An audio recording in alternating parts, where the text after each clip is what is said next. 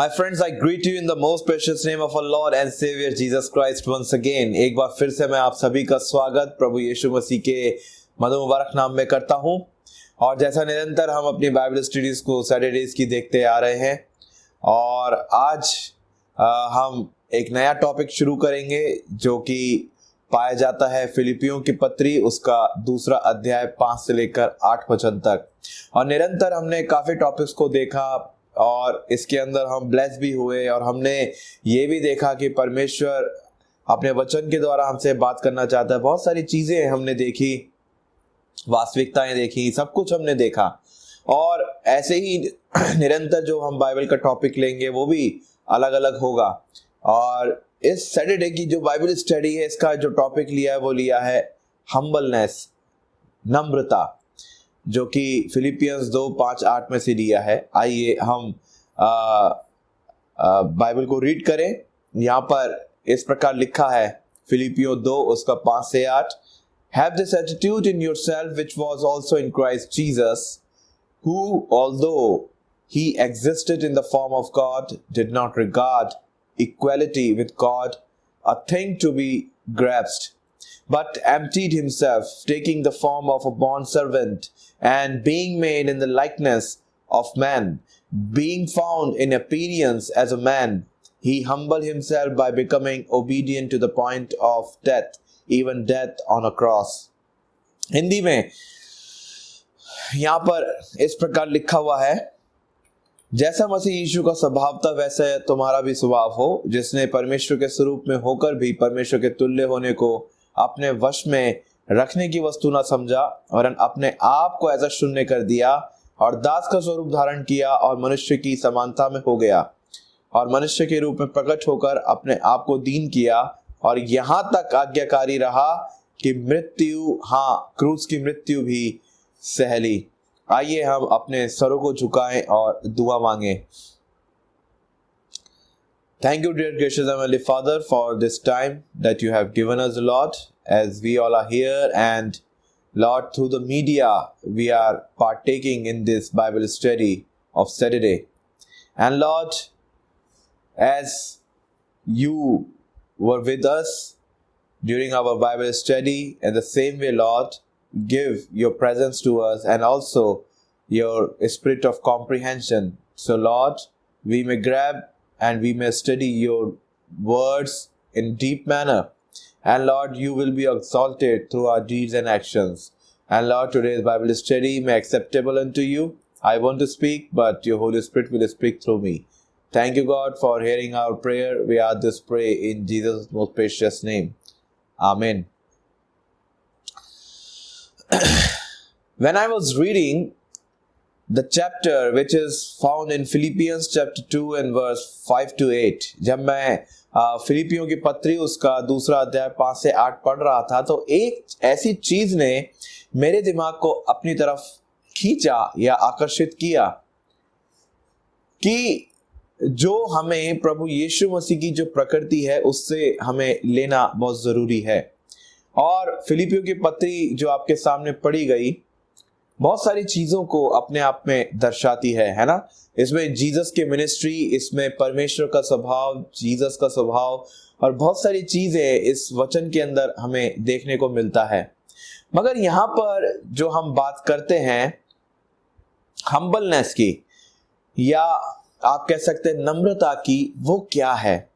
एक मिशनरी ने कहा, एक मिशनरी था, या आप कह सकते हैं एक परमेश्वर का भक्त था, उसने कहा, if you really want to seek or see the real meaning of humbleness, you should not seek or read the dictionaries of the world. यानी अगर आप रियल मायनों में अगर नम्रता की परिभाषा को या उसकी अर्थ को अगर आप जानना चाहते हैं, तो जो संसारिक जो डिक्शनरीज हैं, जो शब्दकोश हैं, उसको मत देखिए, क्योंकि उसके अंदर आपको रियल परिभाषा नहीं मिलेगी। If we really want to see the realistic meaning of humbleness, we should learn and seek the face of Jesus Christ.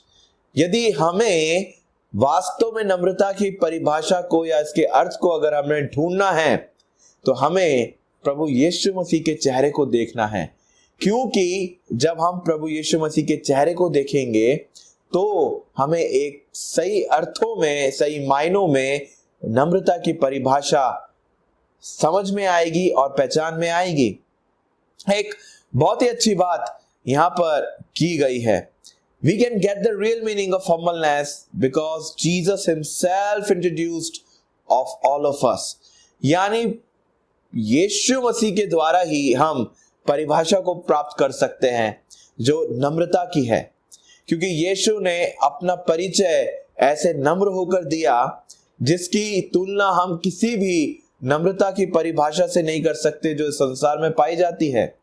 यीशु मसीह के द्वारा ही नम्रता हमारे जीवन में इंट्रोड्यूस हुई, उसकी पहचान हमें हुई कि नम्रता वास्तव में होती क्या है।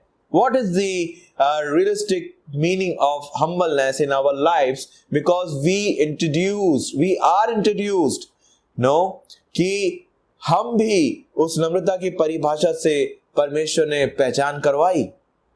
यहाँ पर बहुत सारी चीजें हम इस बाइबल स्टडी के दौरान मेरे अजीजों सीखेंगे और हम देखेंगे कि वास्तव में परमेश्वर हम्बलनेस के जरिए हमें क्या सिखाना मांगता है। हम्बलनेस, या अगर आप बात करें नम्रता, सुनने में तो बहुत ही इजी एक वर्ड है ना। यू शुड बी हम्बल, कि तुम्हें नम्र होना है। यू शुड बी मीक, तुम्हें दीन होना है। मगर जब हम वास्तव में इसको अपने जीवन में अप्लाई करते हैं या जब हम अपने जीवन के द्वारा इसको दर्शाते हैं तो हो सकता है हम किसी ना किसी क्षेत्र में फेल हो जाएं, है ना। हो सकता है हम असफल हो सकता है कि हमारे कार्यों के द्वारा या हमारे व्यवहार के द्वारा सामने वाला हमें नम्र ना सोचे, नम्र ना समझे। तो फिर ये हम्बलनेस है क्या? कैसे नम्रता को हम अपने जीवन से सामने लेके आ सकते हैं? किस तरीके से हम शो कर सकते हैं परमेश्वर के उस चेहरे को जो हमने यीशु मसीह के रूप में अपने जीवन के अंदर देखा, और हम आज उसी की परिभाषा को लोगों तक हम इंट्रोड्यूस कराते हैं, उसकी पहचान करवाते हैं।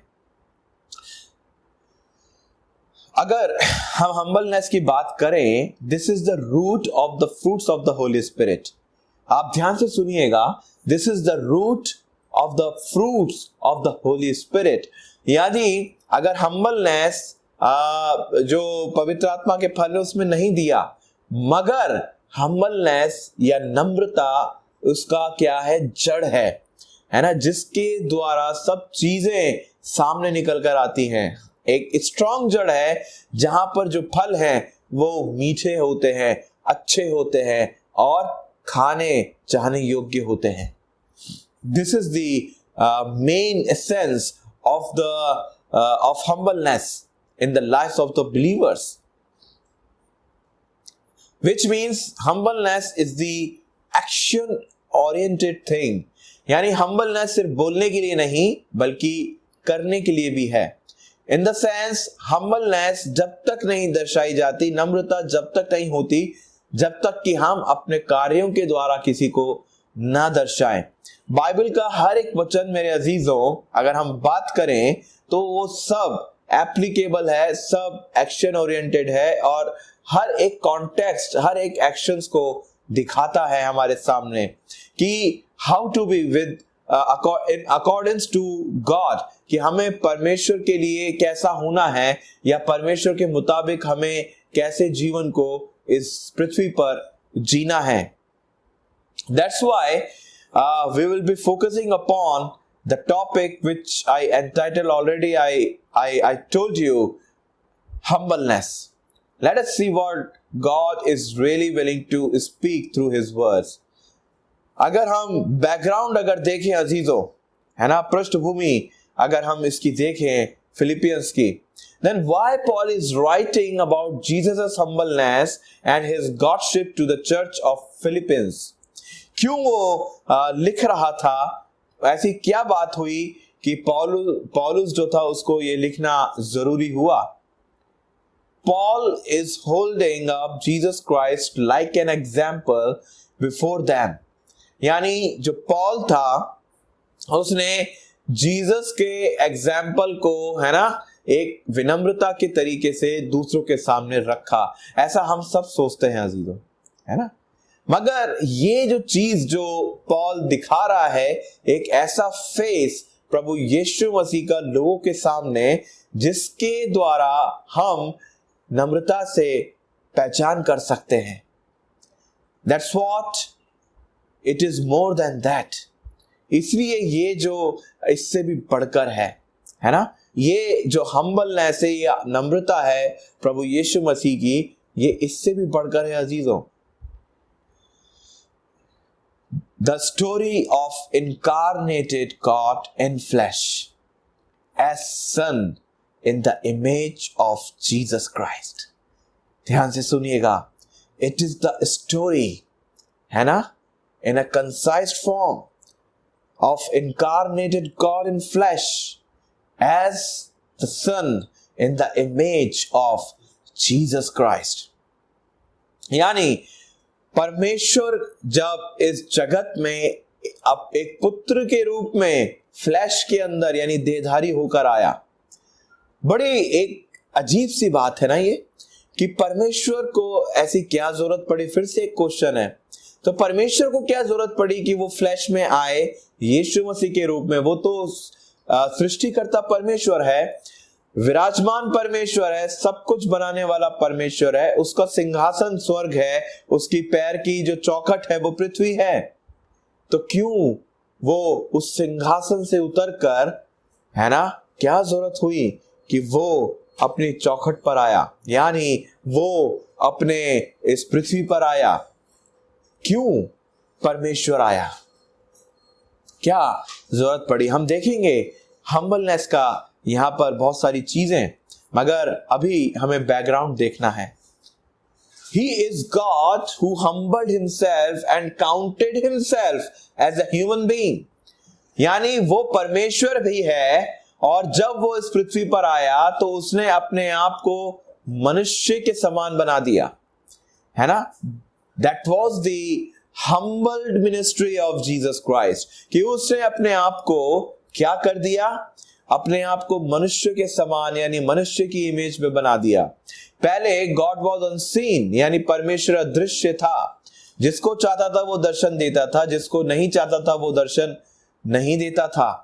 But now everyone can assess God in flash, यानी अब हर कोई परमेश्वर को असेस कर सकता है, पा सकता है उसके देहधारी रूप के अंदर। Because God is gracious and his incarnation in sonship, Paul was elaborating in front of his people। यानी यहां पर जो पॉल है वो एक ऐसे इसेंस को या ऐसे एक तथ्य को बता रहा है प्रभु यीशु मसीह के रूप में, और खुदा की जब वो फ्लैश के अंदर आया तो कैसे, है ना, वो अपने आप को उसने परमेश्वर के साथ आज्ञाकारिता के अंदर जोड़ा। The marvellous and servanthood ministry of Jesus Christ, कितना अद्भुत आप कह सकते हैं, और एक आप कह सकते हैं सर्वेंटहुड मिनिस्ट्री यानी सेवकाई प्रभु यीशु मसीह की हमें देखने को यहां पर मिलती है अजीजों। कितनी बड़ी बात है ना, कि स्वयं परमेश्वर देहधारी होकर आया और उसने हमें इतना नम्र होकर पाठ सिखाया कि हम दूसरों को भी नम्रता के पूर्वक व्यवहार करें और उनसे बातचीत को करें, अपने व्यवहार को बनाएं और सेवकाई करें।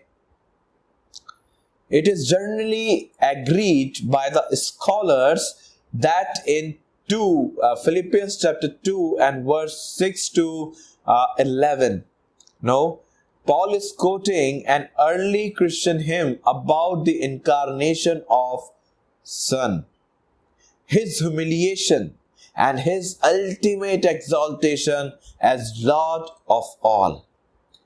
The purpose of the letter was to show about God's intention for the believers, they to be conformed to the likeness of his Son, to the likeness of his Son, who in humble submission to the Father's will become a human being and went all the way to horrific death by crucifixion and his exaltation.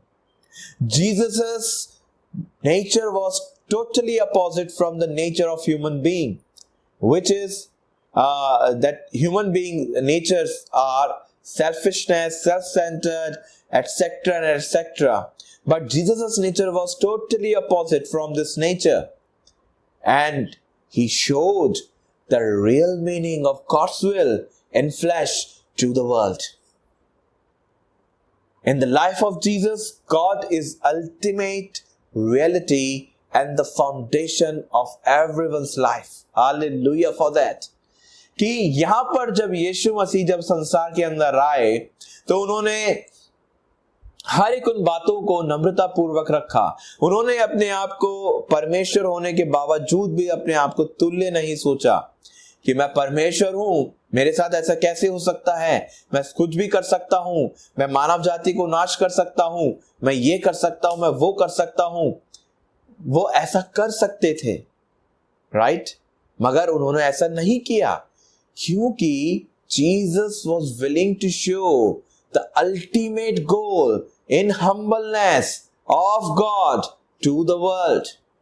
परमेश्वर की जो नम्रता है वो प्रभु यीशु मसीह दर्शाना चाहते थे दूसरे लोगों तक। इसलिए जो रियल फाउंडेशन है, जो रियल आप कह सकते हैं एक रियलिटी है, अल्टीमेट रियलिटी है, वो परमेश्वर ही है हर एक मनुष्य के जीवन में। अजीजों, यहां पर हम हम्बलनेस की एक उत्कृष्ट परिभाषा को देखते हैं, एक ऐसी परिभाषा को देखते हैं जो कि बिब्लिकल है, जो कि आप कह सकते हैं एक सही मायनों के अंदर नम्र नेचर को यानी नम्र प्रकृति को वो लोगों को दर्शाती है।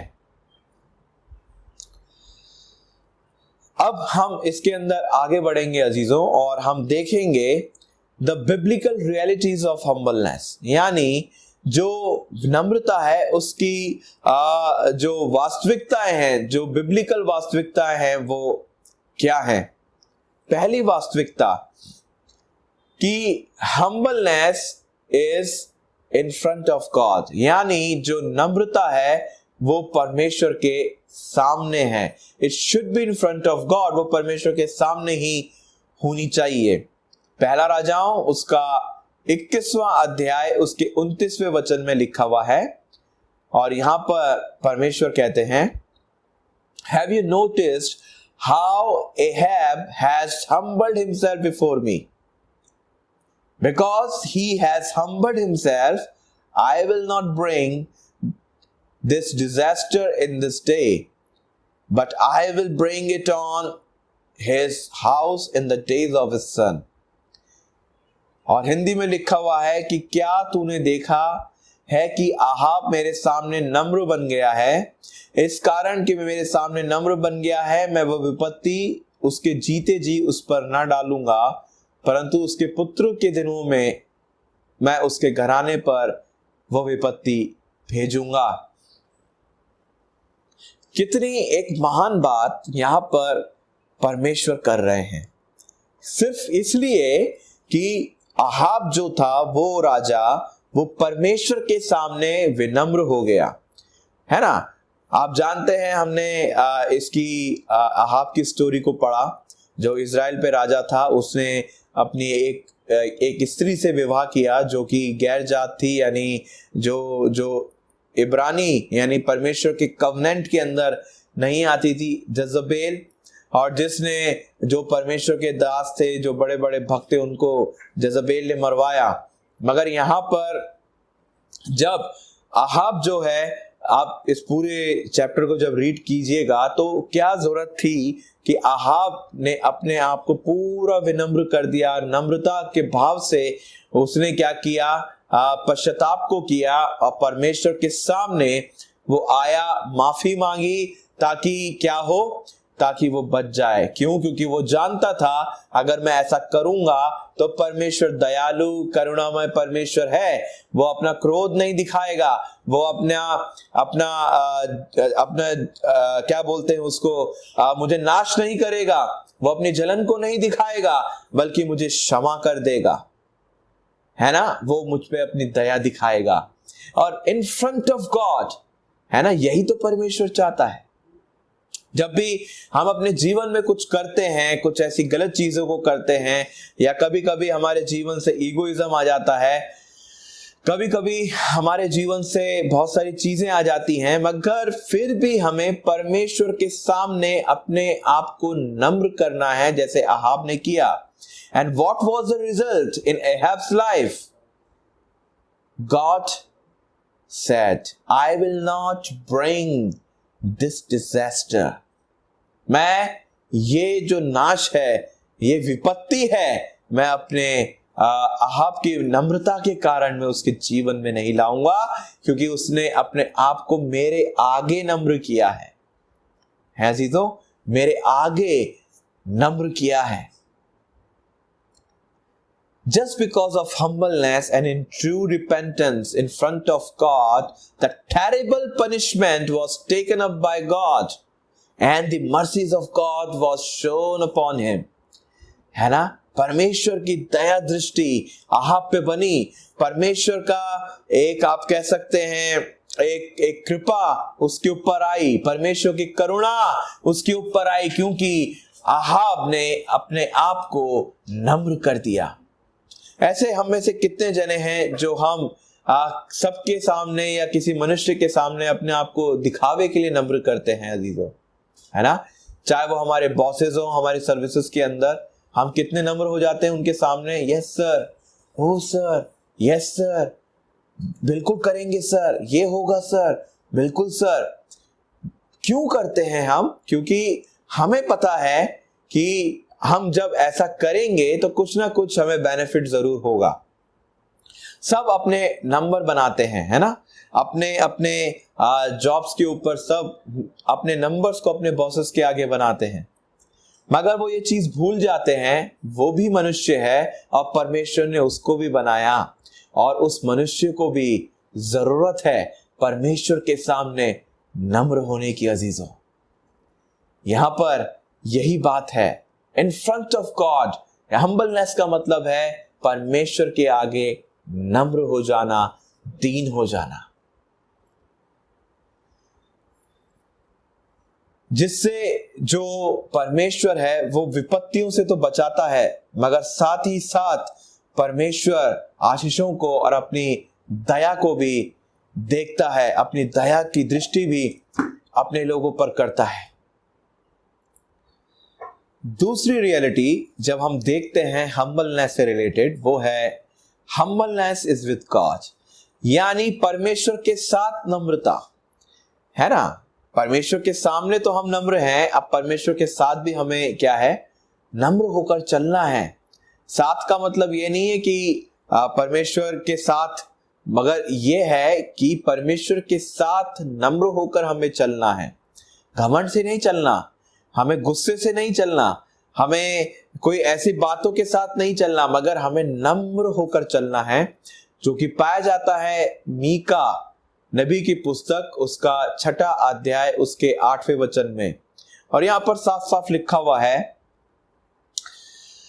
हे मनुष्य, वह तुझे बता चुका है कि अच्छा क्या है, और यहोवा तुझसे इसे छोड़ और क्या चाहता है।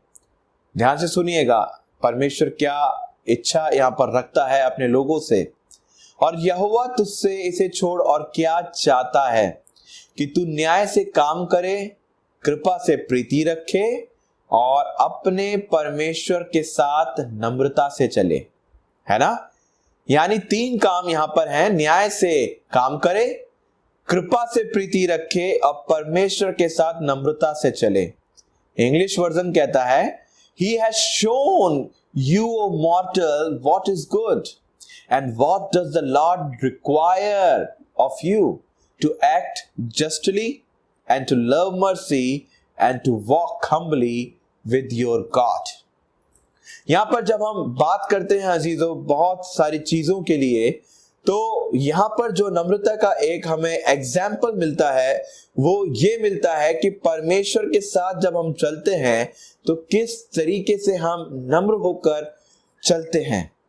यहां पर नम्रता के साथ परमेश्वर के साथ चलना ये दर्शाता है कि हमें न्याय से तो काम करना है, कृपा से प्रीति रखनी है ना। यानी परमेश्वर के साथ नम्र भाव से चलने के लिए हमें जस्ट होना है, और क्या होना है, हमें एक मर्सी लवर होना है। अगर हम मर्सी लवर नहीं है तो how can you show your humbleness to the world, to the people those who are in need. कैसे आप अपने उस नम्रता को दूसरों को दिखाएंगे, दर्शाएंगे? कैसे? आपकी काइंडनेस, आपकी मर्सी, आपका ग्रेस, है ना, ये सब आपकी नम्रता को दूसरों को दर्शाते हैं। फॉर एग्जाम्पल कि सपोज मैं एक उदाहरण लेता हूं। एक व्यक्ति सड़क पर है, उस व्यक्ति को भूख लगी, राइट, और वो व्यक्ति क्या है कि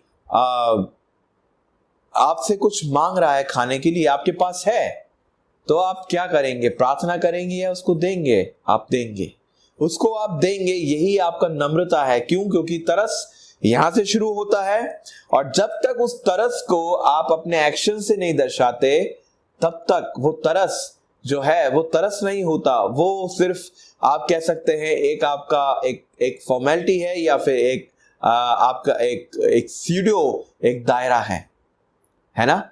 मैं जब वेरी फर्स्ट अपॉइंटमेंट था और हमारा एक सेमिनार हम जवान पास्टर्स का खंडाला में रखा गया, और उसमें जब हम गए खंडाला के अंदर, और रास्ते में जब हमारी बस रुकी तो हम एक रेस्टोरेंट में गए और वहां पर हम खाने को खा रहे थे। भूख लग रही थी, लंच कर रहे थे, रिफ्रेशमेंट भी ले रहे थे, जूस वगैरह जो भी था वो हम खा रहे थे। हम सारे जो फ्रेंड्स थे हम सब एक टेबल पे बैठे थे, और आप यकीन मानिए हम जब खा रहे थे तब मेरी दृष्टि बाहर गई, मैंने बाहर देखा, और एक बच्ची, एक छोटी बच्ची आप कह सकते हैं 5-6 साल की, बिल्कुल बाल ऐसे उधड़े हुए, और जो उसका ड्रेस सेंस था बिल्कुल अलग था। लग रहा था कि बच्ची बहुत भूखी है ना। वो सो रही थी एक बेंच पे, भारी उस रेस्टोरेंट के बाहर एक बेंच थी, वो उस पर सो रही थी।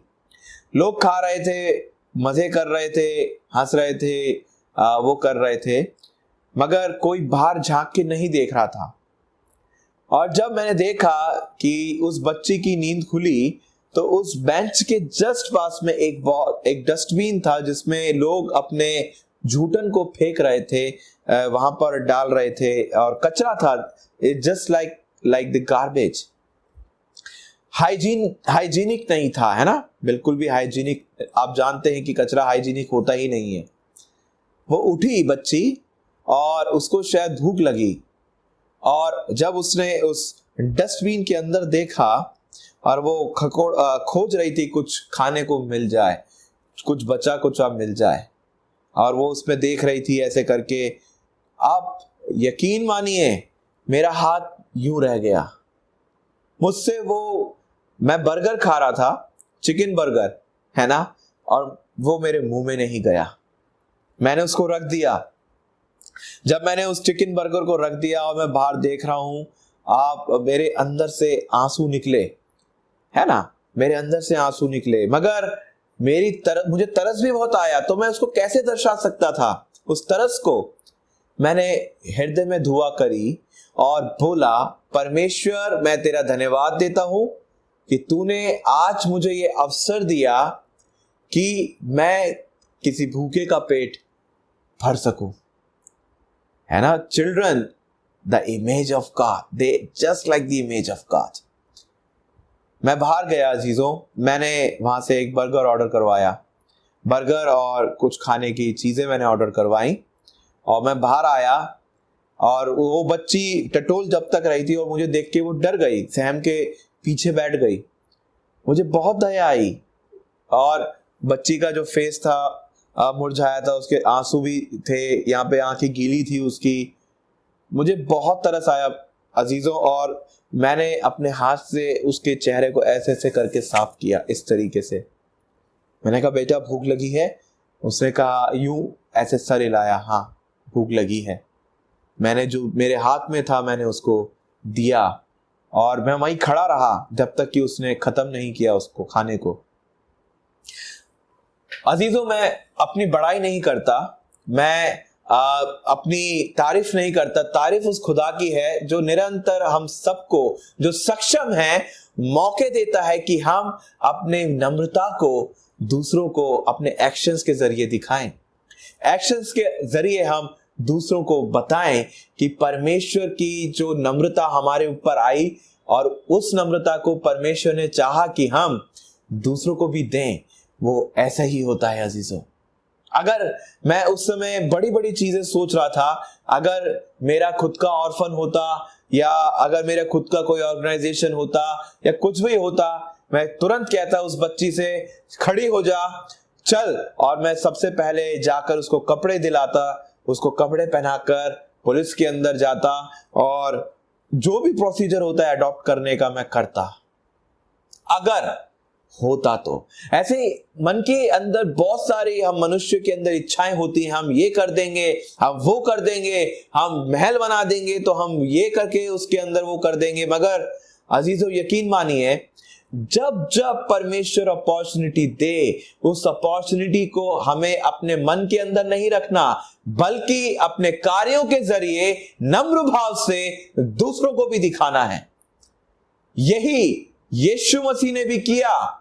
यीशु मसीह स्वयं पवित्र परमेश्वर होकर, देधारी होकर, उसने अपने आप को परमेश्वर के तुल्य नहीं समझा, उसने अपने आप को परमेश्वर नहीं माना, उसने अपने आप को नौकर बना दिया, उसने अपने आप को दास बना दिया, उसने अपने आप को शून्य कर दिया, ताकि वो नम्रता हम लोग सीख सके प्रभु यीशु मसीह के द्वारा। मगर आज हमारा मसीह समाज कहां पर है अजीजों? हम क्या करते हैं? किस तरीके से हम अपने नम्रता को हम दूसरों के आगे लेकर आते हैं? ये एक सबसे बड़ा उदाहरण हमारे जीवन में होना चाहिए। हम अफसोस करते हैं, मगर उस अफसोस के साथ जो जिसके लिए हम अफसोस कर रहे हैं, हमारा कंधा उसके लिए नहीं होता।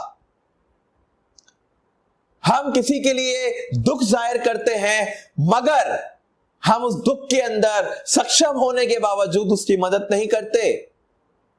हम बहुत कुछ कर सकते हैं अजीजों, जो हम किसी ना किसी कारणवश नहीं करते। और यही कारण है कि जो नम्रता, जो परमेश्वर हमारे जरिए चाहता है, क्योंकि उसने अपनी नम्रता को हमारे ऊपर उंडेल दिया, वो ही हम नहीं करते। क्यों नहीं करते? क्योंकि हम संसारिकता में फंस कर रह जाते हैं, हम लोगों में फंस कर रह जाते हैं, हम अपने बॉसेस के जो बॉस होते हैं उनकी चापलूसी के अंदर हम फंस के रह जाते हैं। मैं ये कहता हूं एक चीज, अगर हम अपना काम अच्छी तरह करें, अगर हम न्याय से चलें, अगर हम कृपा से प्रीति रखें, जो परमेश्वर का वचन कहता है, तो मैं आपको यकीन के साथ कहता हूं, किसी की चापलूसी आप नहीं करेंगे, बल्कि सामने वाला जो होगा उसके मन में परमेश्वर काम करेगा और खोल देगा, और हम उसके मन में एक एग्जाम्पल के रूप के अंदर वास करेंगे। We will be dwelt in his or her heart. हम उसके हृदय के अंदर रहेंगे, वो हमसे सीखेगा, because God is willing to make us the channels of blessings, the channels of mercy, the channels of humbleness.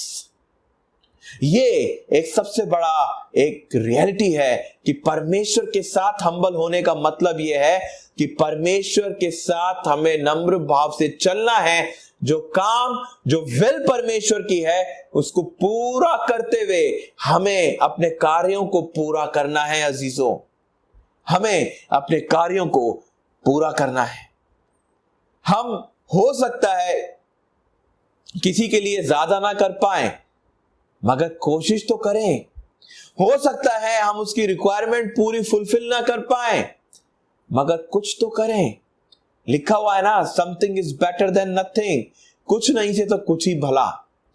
यानी जहां पर सब कैओस है, वहां पर एक उम्मीद की किरण आप जब किसी को देते हैं तो वो ही परमेश्वर के लिए सबसे बड़ी बात है। वो प्यार करेगा, वो ही एम्ब्रेसेस अस, वो हमें गले लगा लेगा और कहेगा मेरे बेटे या मेरी बेटी ने कोशिश तो की। This is our God, the gracious God, the merciful God and humble God. ये हमारा परमेश्वर है अजीजों।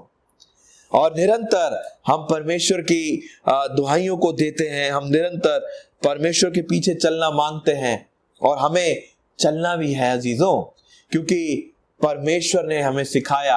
और यही जो एग्जाम्पल है, यही पौलुस फिलिपियंस के साथ सेट करना चाहता है कि हमारा यीशु मसीह है ना, जिसको तुमने क्रूस पे चढ़ाया, अगर वो चाहता तो ये कर देता, मगर उसने नहीं चाहा।